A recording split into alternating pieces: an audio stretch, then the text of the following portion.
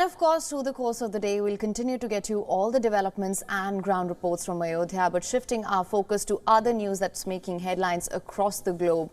The Palestinian death toll from the Israel-Hamas war, it soared past 25,000. Well, this is according to the health ministry in Gaza. In its first public report since the attack, the militant group Hamas has released a 16-page report titled Our Narrative. It says that the group wants to clarify the background and dynamics of the surprise attack of their Operation Al-Aqsa Flood. Hamas says it was a necessary step and normal response to confront all Israeli conspiracies against the Palestinian people.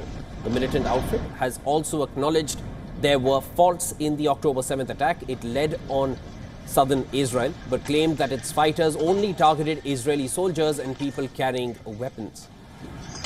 Since Hamas's attack on Israel, the level of death, destruction, displacement from the Israeli retaliation, it surpassed the previous numbers in the decades-old Israeli-Palestinian conflict.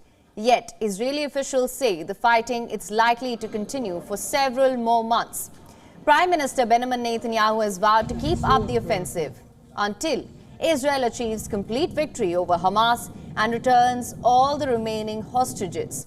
He has also rejected conditions presented by the militant group to end the war and release hostages that would include Israel's complete withdrawal from the area, which will also leave the militant group Hamas in power of Gaza. Meanwhile, a day after Netanyahu's first phone call in weeks with US President Joe Biden, the Israeli Prime Minister has doubled down on his opposition to the creation of a Palestinian state. He has rejected US and international calls for post-war plans that would include a path to Palestinian statehood. Listen to this.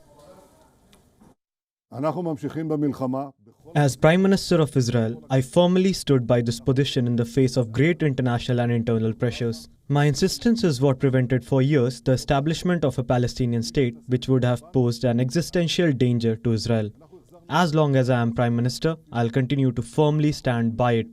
If someone has a different position, let them show leadership and state their position honestly to the citizens of Israel. The Israeli army has announced the death of another soldier in the October 7th attacks. They say his body was being held in Gaza.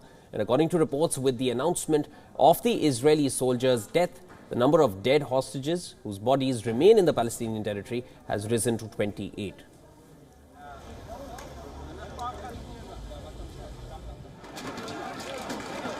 On the other hand, hundreds of thousands of people are taking to the streets across the world to protest against the war in Gaza. The pro-Palestinian demonstrators are demanding an end to Israel's offensive to what they call is Israel's genocide on Gaza.